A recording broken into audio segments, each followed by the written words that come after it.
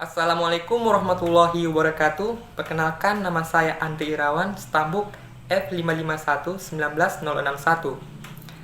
Pada video ini, saya akan menjelaskan 5 tipe file beserta dengan contohnya dan juga 3 aplikasi Database Management System atau disingkat dengan DBMS.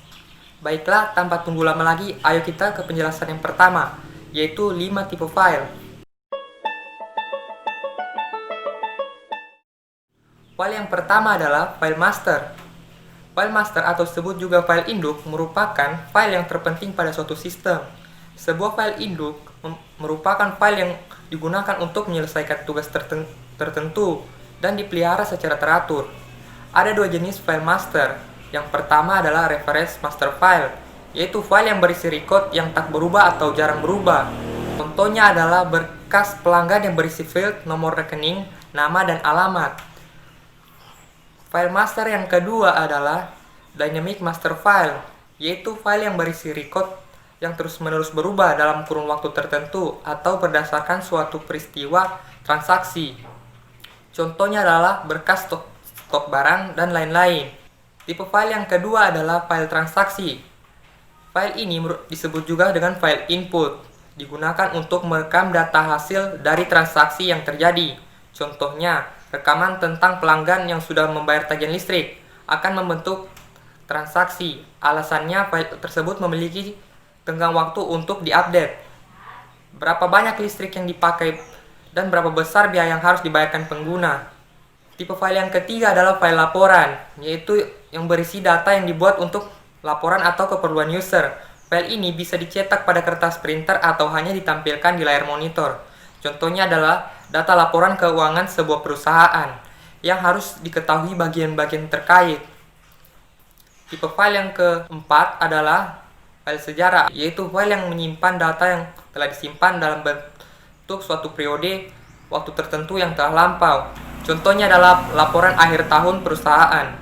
Alasannya agar perusahaan tersebut dapat melakukan evaluasi kerja dan laporan pada setiap tahunnya. 5. File cadangan. File ini merupakan salinan dari file-file yang masih aktif di dalam database pada suatu saat tertentu.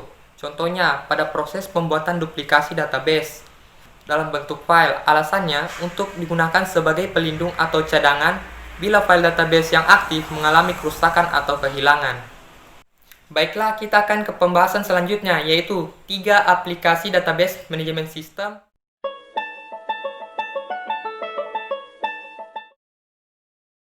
Pertama adalah MySQL. MySQL pada awalnya diciptakan pada tahun 1979 oleh Michael Monty-Widenius, seorang programmer komputer asal Swedia. Monty mengembangkan sebuah sistem database sederhana yang dinamakan Unirec. Pada saat itu, Monty bekerja pada perusahaan ternama TCX di Swedia. Pada tahun 1994, mulai mengembangkan aplikasi berbasis web dan berencana menggunakan Unirec sebagai sistem database. Namun, Unirec dianggap tidak cocok untuk database yang dinamis seperti web. TCX kemudian mencari alternatif lainnya, salah satunya adalah MSQL atau Mini SQL. Tetapi, MSQL versi 1 ini tidak mendukung indexing, sehingga performanya tidak terlalu bagus. Kemudian, David Hughes, TCX, dan juga Monty akhirnya memutuskan untuk merancang dan mengembangkan sistem database baru. Sistem ini gabungan dari Unirec dan MSQL. Pada Mei 1995, sebuah RDBMS baru dikeluarkan yang dinamakan dengan MySQL. Beberapa kelebihan MySQL adalah yang pertama berlisensi GPL dan multiplatform. Yang kedua, dapat diintegrasikan dengan beberapa bahasa pemrograman seperti Net, Java, Python, dan masih banyak lagi. Yang ketiga adalah bisa dijalankan pada spesifikasi hardware yang rendah. Dan yang keempat, MySQL mendeteksi kesalahan pada klien dengan menggunakan lebih dari 20 bahasa, meskipun bahasa Indonesia tidak termasuk di dalamnya. Sedangkan untuk kekurangan dari MySQL yang pertama adalah banyaknya mengklaim kurang support terhadap pemrograman visual atau desktop. Yang kedua, karena berlisensi GPL, sehingga sulit mendapatkan update untuk problem yang urgent. Dan yang ketiga, sangat diragukan dalam menangani data berskala besar. Untuk versi yang sudah dirilis dapat dilihat di layar.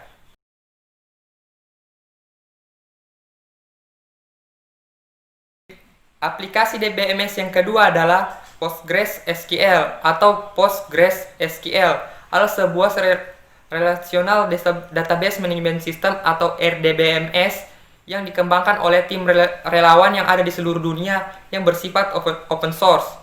Postgres pada awalnya dikembangkan oleh mahasiswa dan staf programmer University of California, Berkeley, di bawah arahan Profesor Michael Stonebraker.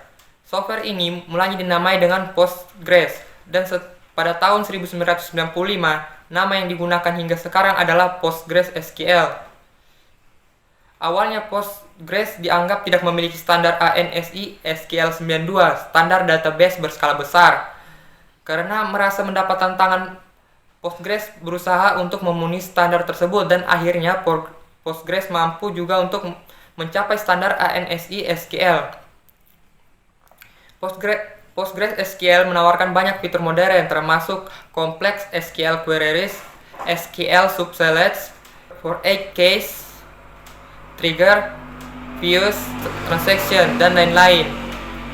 Kemudian adapun kelebihan PostgreSQL yang pertama adalah menyediakan hampir seluruh fitur-fitur database. Yang kedua, memiliki tipe data geometri seperti titik, garis, lingkaran, dan poligon.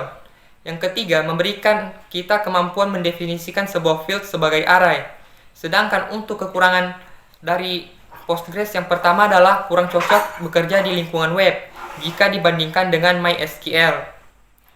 Yang kedua, kurang bagus dalam hal kecepatan.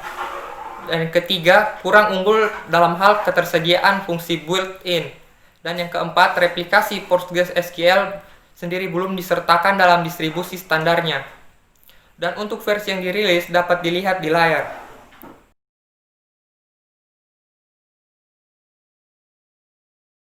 Selanjutnya, aplikasi DBMS yang ketiga adalah Microsoft SQL Server. Microsoft SQL Server merupakan sebuah sistem manajemen basis data relasional atau RDBMS produk dari Microsoft. Pada awalnya, SQL dirilis pada tahun 1989 versi 1.0 oleh Microsoft bersama dengan Sybase. Akan tetapi, kerjasama antara Microsoft dan Sybase tak berlangsung lama. Kerjasama mereka bubar pada tahun 1990-an, dan Microsoft berhasil mendapatkan hak atas nama dagang SQL Server.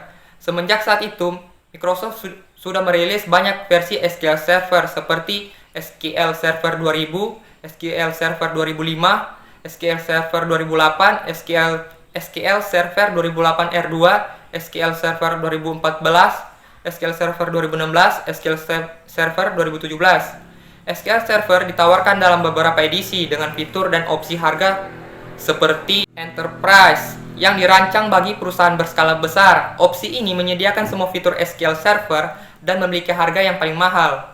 Kemudian ada edisi standar, dirancang bagi organisasi berskala kecil dan menengah, juga mendukung e-commerce dan gudang data.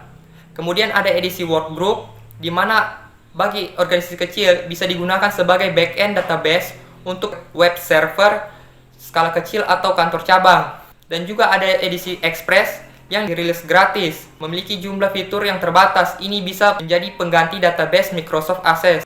Untuk kelebihan DBMS ini, yang pertama adalah DBMS ini sangat cocok untuk perusahaan mikro, menengah, hingga perusahaan besar karena mampu mengelola data yang sangat besar. Yang kedua, mempunyai kelebihan untuk memanage user. Setiap usernya dapat diatur hak aksesnya. Dan yang ketiga, tingkat pengamanan data yang sangat baik. Dapat melakukan atau memiliki backup, recovery, dan rollback data. Dan untuk kelemahan yang pertama, hanya bisa berjalan pada sistem operasi Microsoft Windows. Dan yang kedua, perangkat lunak ini berlisensi dan tentu pemakaiannya membutuhkan biaya yang tergolong cukup mahal. Baiklah, itu tadi penjelasan dari saya. Sekian saya ucapkan. Terima kasih. Wassalamualaikum warahmatullahi wabarakatuh.